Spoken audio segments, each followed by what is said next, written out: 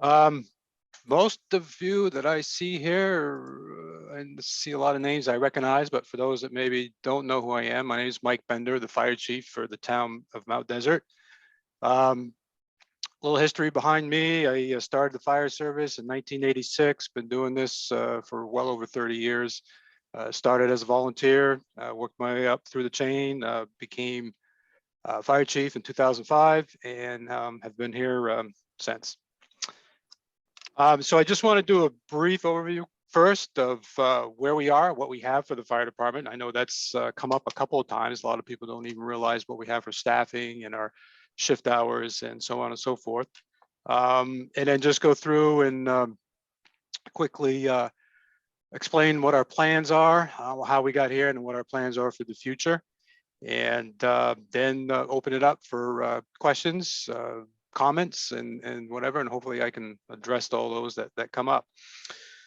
So right now, we are considered a combination fire department, which is a combination of full-time staff and on-call firefighters. We refer to them as on-call because these individuals are paid. They are paid when they respond to emergency calls. They're paid for training. They're paid for coming in and doing work sessions, washing trucks, loading hose, or whatever. Currently, we have 4 full-time staff members, plus myself, the chief. And we have a roster of 14 on call. Most of them are active. We have a couple of them that are semi-active, but overall, I'd say you probably have about 11 to 12 very active on-call firefighters. A lot of these individuals are also members of the Northeast Harbor Ambulance Service as well. Those 4 full-time firefighters, and out of the 4, 3 are also licensed EMTs, emergency medical technicians, and the 4th one is actually going to training next month for a full month to hopefully successfully get their EMT license as well. The 4 full-time firefighters rotate shifts through the week. Each one of them work a 12-hour shift. And then they typically get either 2 to 3 days off, sometimes 1 day off in between the next shift. It's kind of a quirky shift, but the 4 individuals rotate through the week. So we have 2 people on duty from 6 a.m. to 6 p.m., 7 days a week.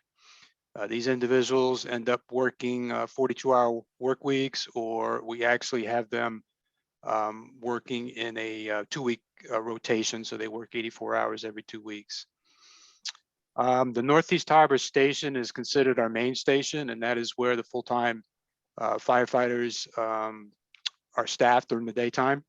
But we also have a fire station in Seal Harbor, for those that don't know, and one in Somerville. Outside that 6 a.m. to 6 p.m. hours, we rely on the on-call firefighters to respond to emergency calls.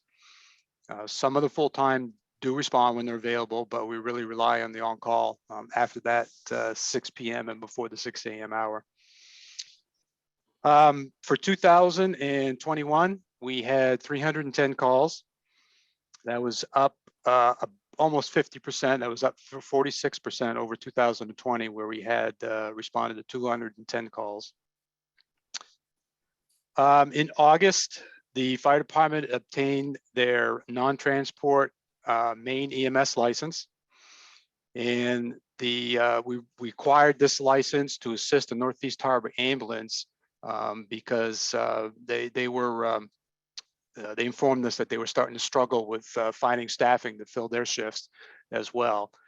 So we got the fire department licensed. Once it was licensed, we equipped our Engine 4, which is in Northeast Harbor, with first response EMS equipment.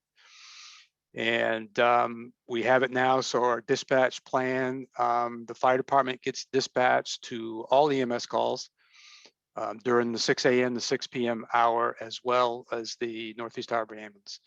The Northeast Harbor Ambulance is still your primary EMS responder, and the fire department does not have an ambulance, so they are still your primary transporting EMS agency for the town. As I said, in 2021, we experienced a 46% increase in calls. And that was mainly due to us starting to respond to EMS calls in August. Some of that was, we saw a little bit of increase with people living here year round that pre-COVID did not. So we did see a little spike in the calls due to that, but most of the increase was for EMS calls. And if we continue responding to EMS calls, we expect that increase to be even more significant this current year. Back in 2020, I provided the Board of Selectmen with a 10-year plan. In 2019, a year before that, I started a conversation with them and advising them that the steady decline in on-call firefighters had me concerned. And the way the trend was going, I was afraid in a few years we would not have a sufficient on-call force to respond to any calls outside the staffed hours. So in 2020, I developed a 10-year plan. The 10-year plan called for increasing the staffing slowly so we could hopefully achieve a 24/7 coverage within the next year or two. But that required finding quarters for these full-time staff. Right now, all three of our stations do not provide any space or any practical areas that we can convert over into living quarters for 24-hour crews. So for the next year and a half, we went through several concept plans, multiple ones. Most of them were rejected for one way or one reason of another. And then during this process, Northeast Harbor Ambulance Service leaders came to the town and kind of informed them that as of around January 2023, they may not be able to provide the EMS service that the town has been accustomed to, mostly because of their decline in staffing and their struggles in trying to recruit and retain EMTs to run the ambulance. So it was that time the fire department shifted gears and we were kind of told that we're going to be responsible for taking over the EMS, which we indicated we could. But the fire station plans kind of changed a little bit. So we decided to add a fourth bay here in Northeast Harbor and put a second story on the 4 bays here and still refer to that as our main station. And we were gonna staff up so we would have 4 firefighters / EMTs, cross-trained firefighters, EMTs on for every shift. And we would assign 2 in Northeast Harbor, and we would assign 2 in Somersville. Putting 2 in Somersville meant the renovation of that building up there. The plans right now do not call for adding any onto the station. We are just renovating the interior, the areas known as the community room, the kitchen, the fire department office, and the 2 restrooms. And that's pretty much where we stand today. The Somersville Fire Station plans have been developed. Plans went out to bid. The bids have been submitted, and I think it was last month, went to the board with a recommendation for the bid award, which they approved. And that bid award or the funding for that, you will see on the upcoming special town meeting to be held on March 8th. The plans for the Northeast Harbor Fire Station expansion are done as well, and that did go out to bid. And the bids came back about 4 weeks ago, about the same time. And that has been submitted to the board with recommendations and approval. And you will see funding for that, approving for funding for that on the regular May 3rd town meeting, I believe. It's pretty much in a nutshell where we are today. So I guess I'll open it up to questions, comments. Just keep in mind, I don't think I have the ability to mute people, so be friendly and go one at a time if you can.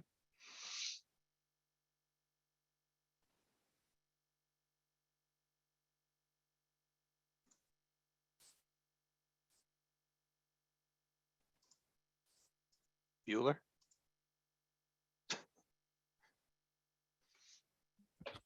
Well, I'll speak up because I guess nobody else is willing to. Mike, I want to thank you for putting this together. I think this really came from an outreach from the Warren Committee that a community forum was a really good outlet for people to understand the transition the fire department and the EMS services are going through.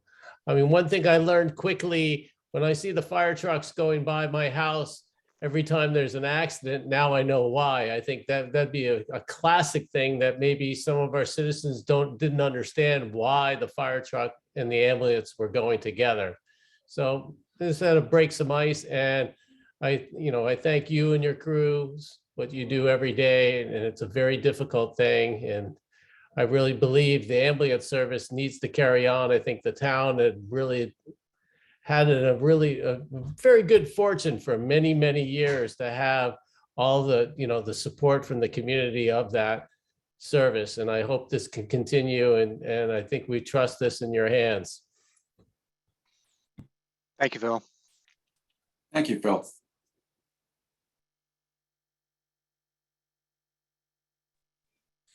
I have a question. Hold on, I'll turn on my video so you can see me. So I actually have two questions. I understand the idea of cross-training firefighters to handle both EMS and firefighting duties, and that can, consolidate staff and serve, you kind of get, two for the price of one, so to speak. But I also see that those two skill sets are very different. It's like making all of my salespeople learn how to do IT and all of my IT people learn how to do sales. And if you're requiring that, are you actually limiting yourself to potential people, firefighters who are excellent firefighters, but can't handle the demand, the memory demands and all of the medical information that's required in an EMT course? I understand the logic behind it, but doesn't that also kind of tie your hands to force a person to have a pretty broad skill set that maybe not all people can or want to obtain?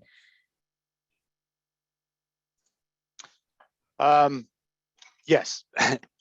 Short answer, yes. I'm finding that, and this is really widespread in the fire. This is really traditional fire spread, the cross training, the firefighter EMT. But you will have individuals that like the fire side more than the EMS side, and you will find individuals that like the EMS side more than the fire side. But it is pretty common for the firefighters, EMTs, to be cross trained because the call volume really it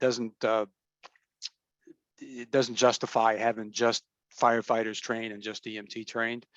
And being common in the fire service, the people that we're asking to go get their EMS license, or if we have EMTs asking them to take some firefighter training, they're willing to do that. They understand that's part of the job.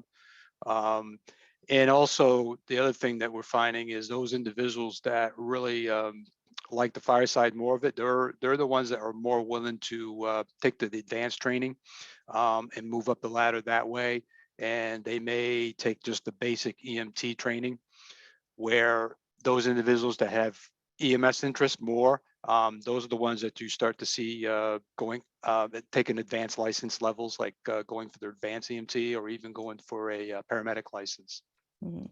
So what guarantee are you giving to the people who have a valid EMS license and are already actively on the service, that they'll be able to maintain their commitment and participation in the service, even if they choose or aren't eligible for whatever reasons to be a fully licensed firefighter?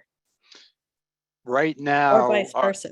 Yeah, right now, all our full-time are firefighter certified, so we don't have anybody that is just an EMT license with no firefighter certification. They're all firefighter certified, and we only have one that needs to acquire their EMT license. Going forward, as we try to recruit and hire more people, There's most likely we will encounter those individuals that may have much more EMS experience and license level than firefighter. And we're willing to take that into consideration in the application process and the interview process and the hiring process. So we're certainly not going to eliminate anybody because they don't have firefighter certification and they only have EMS, or vice versa. We're going to look at both sides. I know going into this, we need to hire quite a few more people. And I also realize that being able to run the ambulances and get those out the door is just as important as getting the fire truck out the door as well. Mhm. And one other question, the special town meeting to discuss the changes, the renovations to the Soamesville Firehouse, that's money that's already been budgeted? No, the money to fund that, my finance director tells me that they plan on bonding that. Oh, so bonding it, so, okay, because, all right. That's all I had to ask. Okay, good questions. Thank you. Hi, this is Donna Reese. I have a question, again, a similar subject with the town meeting. If someone were not able to go in person to the town, well, first of all, is the town meeting going to be in person only, or is it going to be a hybrid? And if you can't make it in person, or, you know, the pandemic, or for whatever reason, you can't make it in person, are you able to vote remotely, or in advance, or in some other fashion, or do you have to be there to weigh in on this special meeting? Hi, Donna. It's Gerald. Hi, How are you? good, thanks. The state never did change the laws on town meeting. Those are to be in person only. And even during the height of the pandemic, town meetings were not allowed to exist in a hybrid, in a video fashion. So the answer to that part of the question is no, they will have to be there to vote, and that's nothing that we can control. And the other element is we are looking to try to perhaps come up with an electronic thing so that people can at least listen. Kyle Avila is looking into that. I haven't got back on that. So we could probably perhaps do something along those lines, but they won't be able to vote remotely.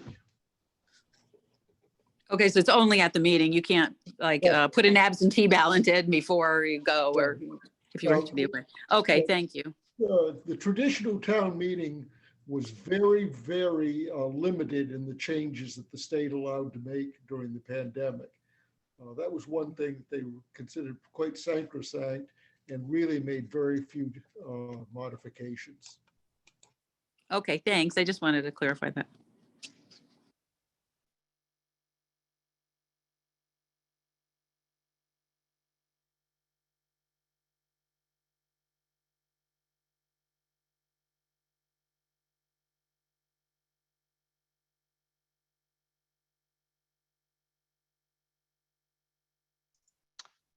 Anybody else?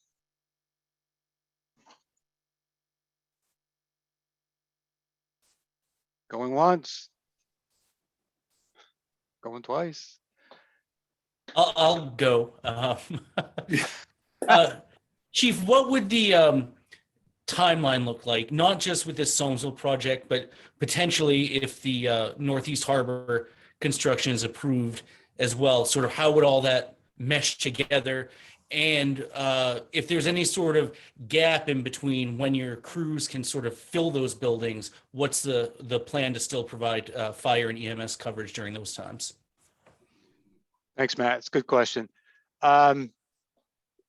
If the Soamesville project is approved at the March special meeting, the contractors can start immediately. So they'll probably start about the week after. We'll leave that first week to negotiate any paperwork or anything like that to wrap that up, and they'll probably start the week following the special town meeting. The architect has given a timeline of till September for that project to be completed.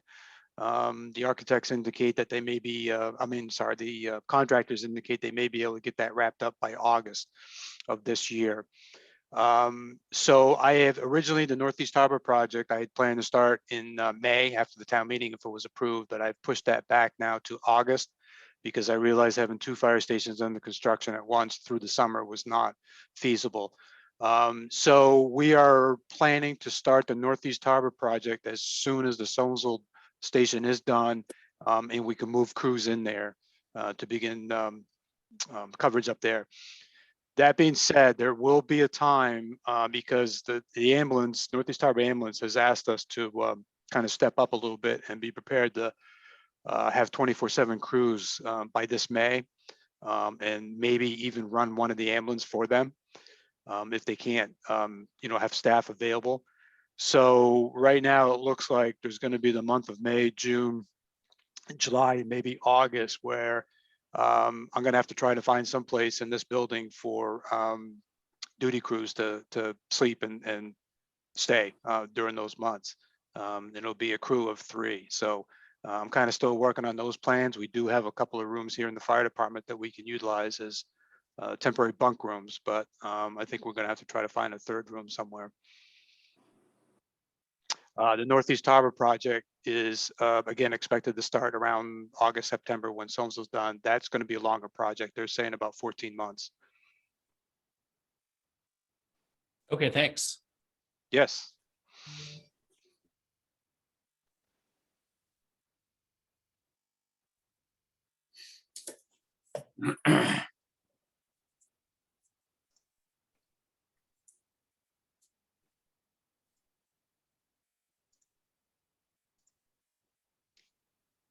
No one Anyone else? Chief, I'd like to just say on behalf of the Northeast Harbor Ambulance Service. So my name is Gibson McCullough. I'm the Vice President of the service. And just want to say we appreciate everyone's support in this endeavor. Any change is obviously going to have things that we need to work through, but this is really, as we've mentioned before, about trying to get ahead of an issue and avoid any disruption to high quality patient care that our patients within the broader community have been receiving. So I appreciate all the work and effort from the fire department and from town manager's office as well in helping us navigate this process. And we remain open to any questions anyone in the community might have regarding the structured handoff over the next year or so. So thank you. Thank you, Gibson. I just want to add too for everybody. I apologize for not mentioning this, Gibson, earlier, but the ambulance has really been instrumental in helping us out too as well. They are funding the increase in staffing from May until July because we just did not have the funds in the fire department budget to pay for the additional staffing. So they really stepped up and offered to pay those extra salaries so we can bring these people in and get going on this in May. And they also contributed heavily towards the architectural fees and design fees and stuff like that for the Sonesville Fire Station as well. So, thank you and kudos to you guys too as well.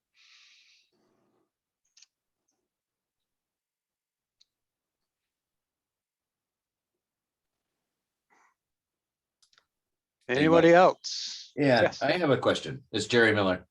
Has there been any thought given to sending out a mailing explaining what's going on to the population of Mount Desert so that everybody, they're obviously all not here. Yeah. So that everybody has an idea of what's going on that's written out that they can understand the process, and then you can sort of say, well, you got a mailing, you know about this. It's not a surprise. I haven't given any thought. I don't know if that's been thought of up in the administrative office or not, but I don't think that's ever been done before for anything like this. But this is a big change too for the town. So yeah, that's something I can maybe talk with Derlin about and see if it's worth giving a shot. Because we often come to town meetings where everybody goes, I never heard about this till today. Yeah, would behoove us to say, well, yeah, that's not true. Yeah. No, I agree. I will say I think what's been going on the last 2 years have been probably well publicized more than I've seen anything else. You know, as far as the newspapers. This is the second forum I've held. I had one of these last year too, where Bill Firm moderated for us too. Yeah. So, but yeah, we can, I mean, I guess it depends on how much it costs to do the mailers and get that Yeah. together and get them out in time. But my thought is that it would help. This is kind of, these meetings are kind of preaching to the choir. Yeah. Yep. Yep. I'm No, done. we can look into that. Yeah. Good idea. I'm done now. Could it even be an email to save on expenses to, like you said, a mailer? It could be costly. Well, there's a lot of guys that don't read their emails. Well, Yeah. there's And that. we did, and One of the we did, best ways to reach those is we have a tremendous amount of people that sign up for alerts coming out of the town. And those, because we don't have a master list of all of the emails of people in town. We don't compile that information, but we do have an alert. And probably the most effective and the quickest way to get something out there is to put that out on that alert, and that will go out and reach a lot of people. And I think that would probably fill in the gap. I agree with Mike. Probably those that are interested in being informed have had a lot of opportunity to be informed at this point. But that is what I think that is the more effective way than a mailing or trying to compile an email list on that. So anyway, that's. You mean the alerts, like the ones that let us know about the different committee meetings and things like that people sign up for, like, and trash changes and things like that? Yeah, that's a great idea. Yeah, we have a tremendous, I mean, you're going to reach, probably more people would read that than, you know how mailers go. Every time I get a mailer, if I'm in the post office, I look and there's hundreds of dollars just in the trash can. So this is, I think, a cost-effective and a very quick way to get that message out. We'll just take Mike's some of the written work that he's already done and just put that out there, and that will reach the people that you need to, because those are the people that are really going to participate and follow through. So anyway, that'd be my 2 cents worth. My 2 cents more worth would be is the people that sign up for those alerts are, again, the people that are here and around, and it would be a mailing. I go to the post office every day and I read stuff that comes in, and people that don't have emails or don't pay attention to them don't get that information. yeah, we also, I don't know if you remember, Darrell, we also did a Q&A session last year where people were allowed to email in questions, and you gathered them up and passed them on to me, and then I responded to them and we posted it out. We had probably 10, 15 questions that about this subject that we answered last year as well.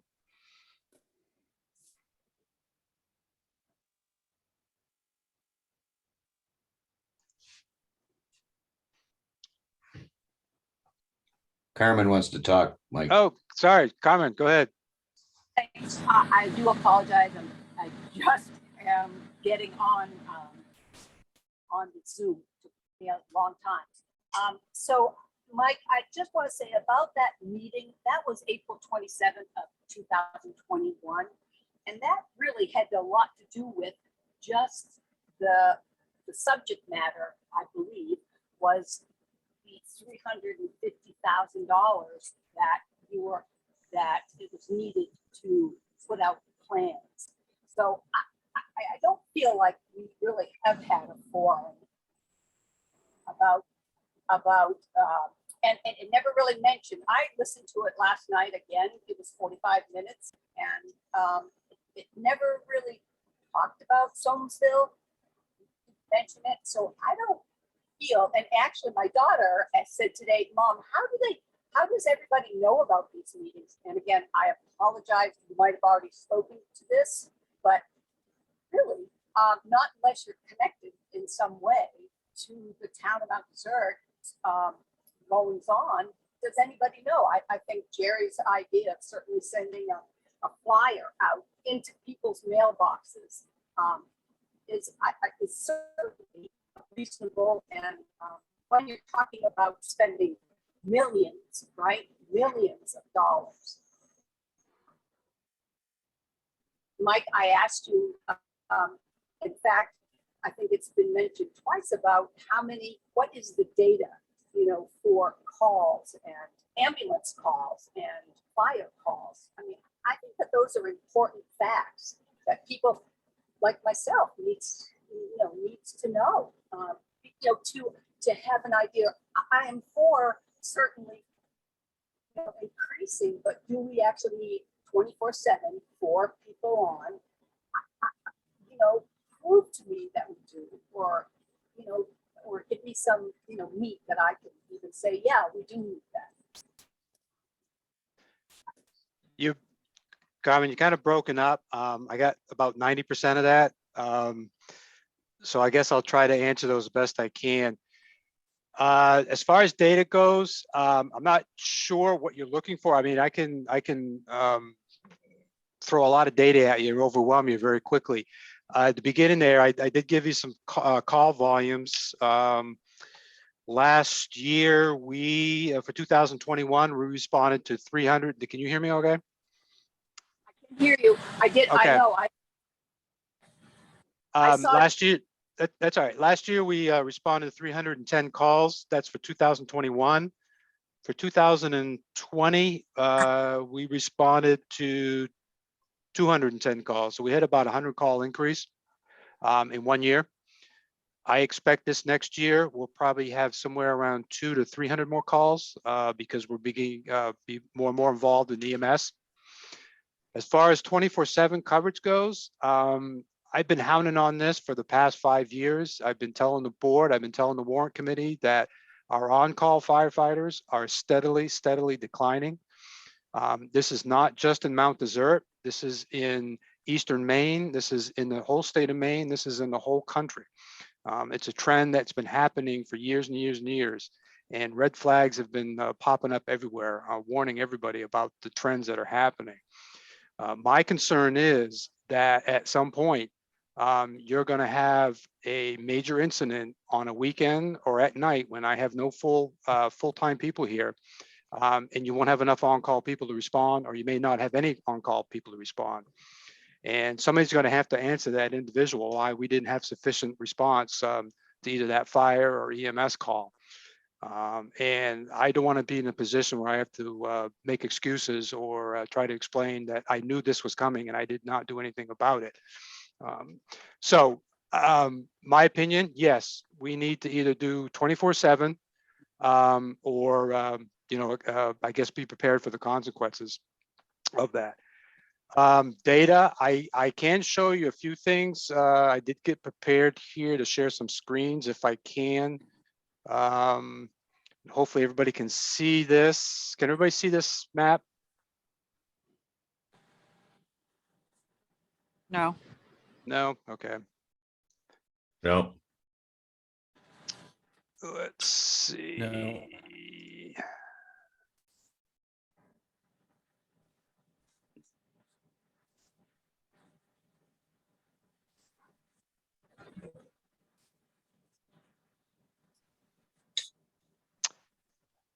How about now? Yep. Yep. Okay. So here is a map of all our fire calls for 2021 and 2020 and 2022. Geographically, this will give you an idea where the majority of our calls are. As you can see, the bulk of them, Northeast Harbor by far. I would say the other majority of them are in the Soamesville, Pretty Marsh area. So I guess going back logistically and from my experience, it makes more sense to put your resources where most of your calls are, or in an area where they can respond to most of your calls in a sufficient amount of time. And I can give you the EMS calls here in a second.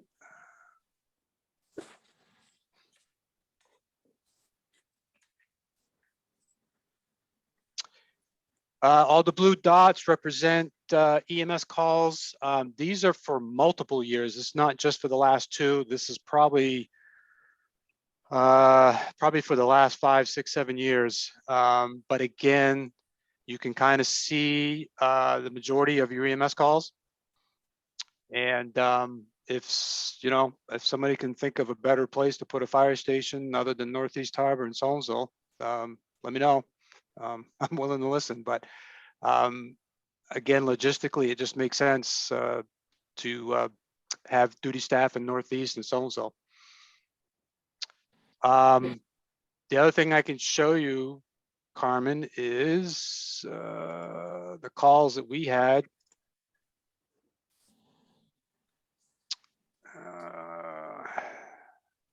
Maybe.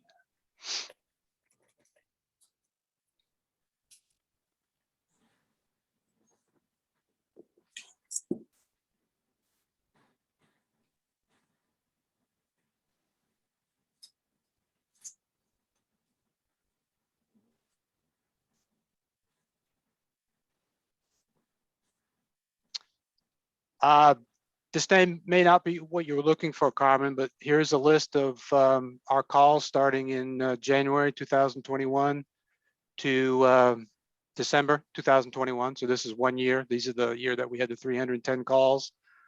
Scrolling through, and I can certainly send this to you if anybody wants it. Just email me. I'd be happy to provide copies of these. But it's 3 pages worth of calls. Mike, I'm just thinking that, I mean, this is the kind of stuff, though, that I think when you're asking for that amount of money, I think those are important facts. And no, you did just send me those over this morning. And, there were, yes, I have it 27 calls in July, 38 in July, 37 in August. And I mean, but just, all of that, it's important, for facts. That's why we need to have coverage. But I need to know, why that we're spending, because I am a taxpayer, a concerned member of, Mount Desert. And I don't, I feel like sometimes I ask these questions, I am not the devil's advocate, but I need to know that we're being responsible. And this is, we just haven't seen facts.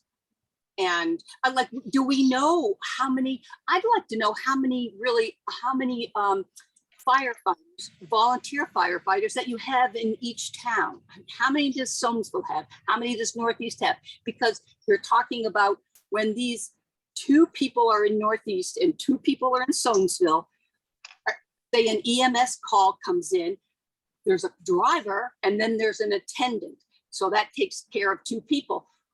And who's driving the fire truck then? Because the fire truck always goes now with the ambulance, if I'm correct.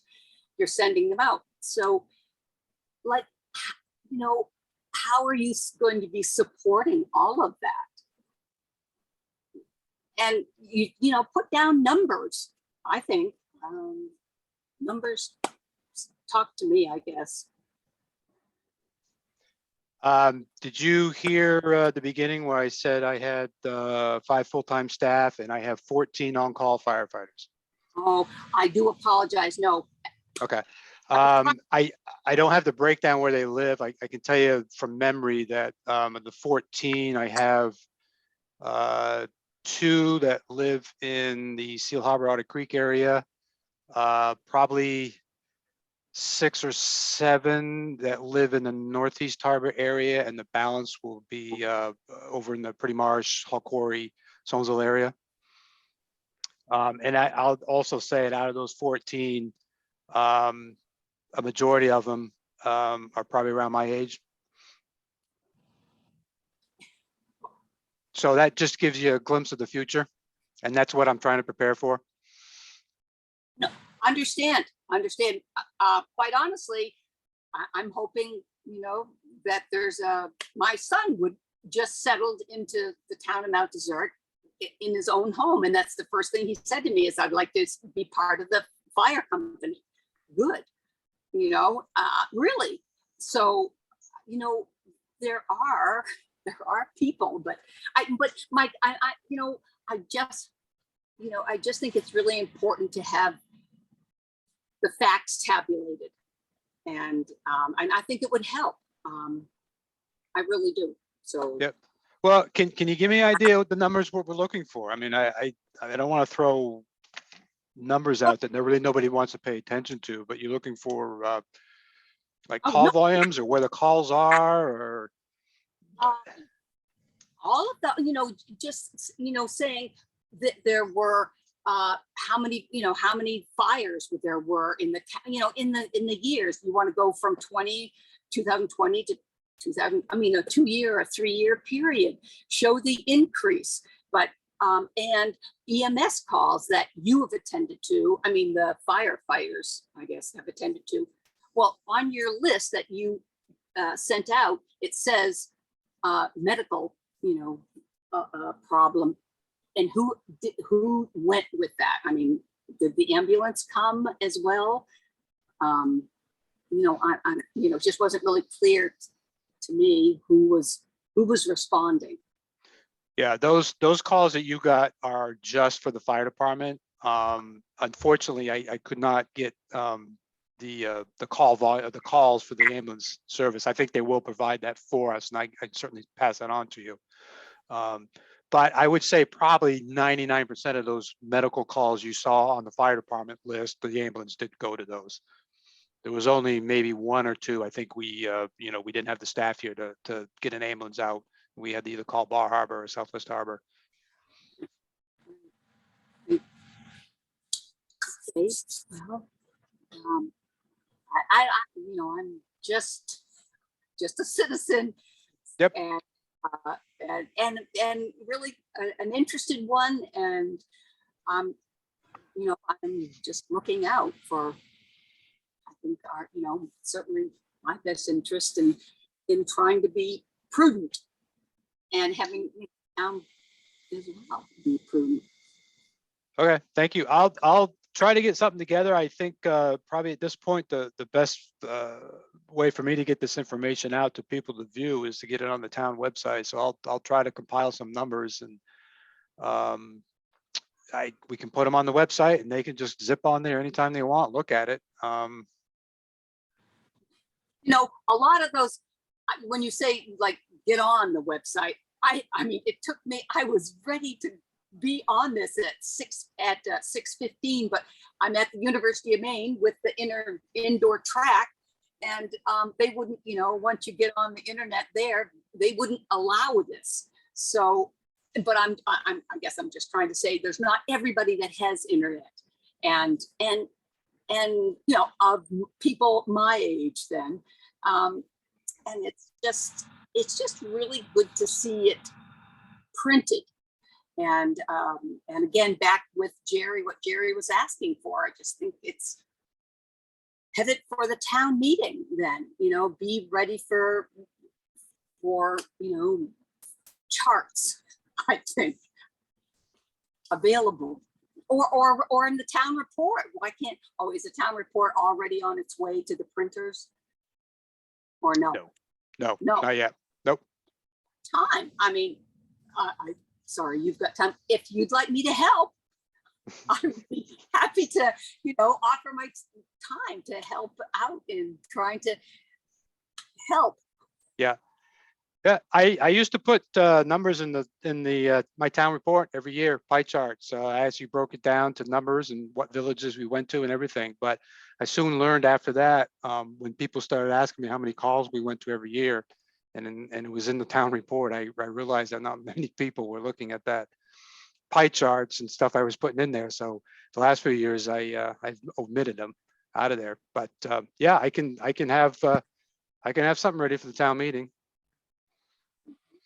Just a handout would help. The map that you just showed has been around before, but it hasn't been really computer illiterate around. So that if people could get it in their hands and see it, then when they're sitting there shuffling their papers at the town meeting, and you can say, well, it's right here. Yep. Yeah. That's a great map and it really truly demonstrates the dire need that we have of the services that you're proposing to provide to us. And I can't think of a better way to spend our year-round tax dollars. So everything that you're doing, Mike, I really have to say thank you and I appreciate all of your efforts. Thank you, Donna. Appreciate it.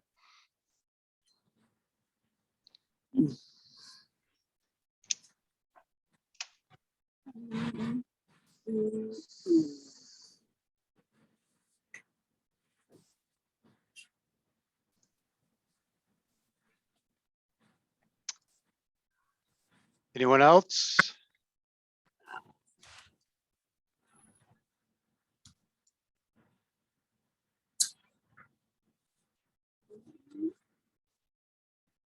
Try it again, going once. Going twice. Can I, Mike? Sorry, I'm just needing Go. to just, and I'm sorry if you've said it and you could just say, I've said it, Carmen, you're gonna have to talk to me some other time. Tell me just nice and slowly, your idea, once they are in, that would be the 24/7 people. There's gonna be 2 people, right, in Northeast and 2 people in Mount Desert, 24/7. That's the end plan, the end game, yes. And the end game, the beginning game is what, April and May? Yeah, we're gonna start trying to have 3 on per shift starting on or around May 1st. The 4th position, if we need to fill that, we will most likely try to fill that with per diem. These are individuals that we hire just for the day. They're not town employees. And where will those people be? That's, I mean, when you say there are 3 people and maybe 4, where are those people going to be? Well, because of construction and fire station being under construction, everything like that, from May, June, July, August, maybe September, the 3 are gonna have to be housed in the Northeast Harbor Station. Because Somersville will be under construction. Seal Harbor, I feel, is just too far out of the way to cover the rest of the island. Once Somersville is done, hopefully, if it's approved at the town meeting and the construction is done in August or September of this year, we will relocate those 3 or 4 individuals to Somersville. And then this station will start going under construction if it's approved at the May town meeting. We'll probably base our operations out of Somersville for the duration of the construction of this station. I may, however, and I haven't finalized these plans, but I may, however, move 1 or 2 individuals over to the Seal Harbor Station while Northeast is being under construction. And that's going to all depend on what we're seeing for calls, call volumes, and where they are. Once all these stations are done, we will put 2 full-time in Somersville, 2 full-time in Northeast.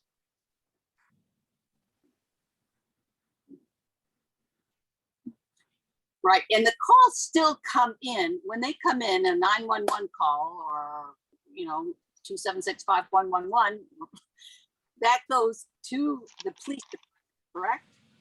Yes, yeah, we still have a 24/7 dispatch, so that comes into here. Mhm.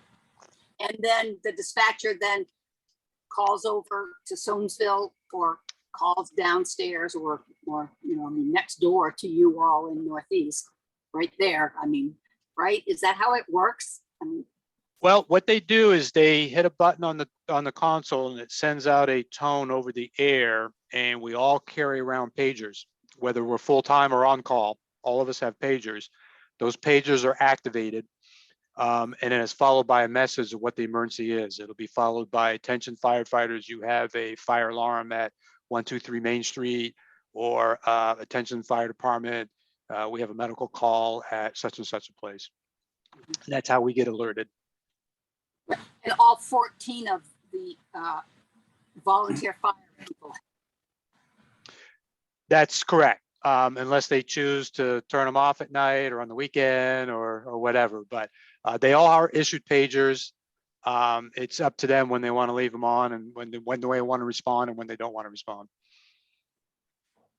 Wow. Mhm. That's some of the issues that we're facing. See, with the low numbers, 10 years ago, I looked up some numbers. Right now we have 14 on call. 10 years ago, we had close to 30, I think it was. So we've lost quite a lot. So when your pool shrinks down, now you got 14 and you have a nice summer weekend and people want to go on a motorcycle ride and go up to camp and go off and do things, all of a sudden that 14 can suddenly go down to 5 people in town. And that's not a lot of on-call people to cover a town, especially when you don't have the full-time people working. It's on the at night. So when the 2 people are here, 2 people in Soamesville, 2 people in Northeast, call comes in Soamesville, those 2 people go. Are those other 2 people in Northeast going to come up as well? It probably is going to depend on the call, Carmen. We haven't worked out all the protocols for the dispatching, and it really depends on the call nature. I can imagine if we have a fire alarm in Pretty Marsh, we'll probably dispatch 1 fire truck from Soamesville. We may dispatch 1 truck from Northeast, but it'll probably travel non-emergency. And then when the first truck gets on scene and says there's nothing here, there's nothing showing, the truck from Soamesville will probably stand down, turn around and go back, and vice versa. We may dispatch an engine from Northeast to respond to a call in Seal Harbor being backed up by a unit from Soamesville. But if they get on scene, we'll turn those units around in Soamesville. And I can imagine it would be the same for, similar for EMS calls.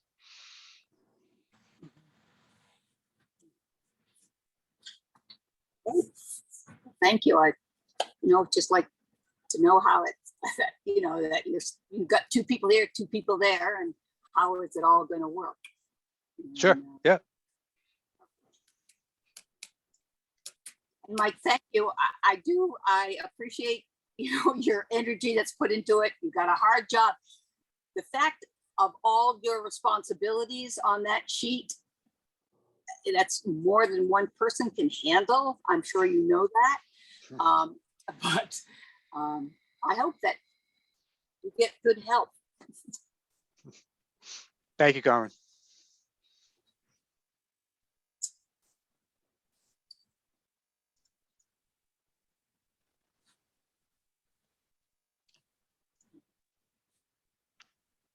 We'll close in on an hour. So anybody else? Last comments? Questions? Just to say thank you, Mike. This was a good session. Yep, good job. Thank you.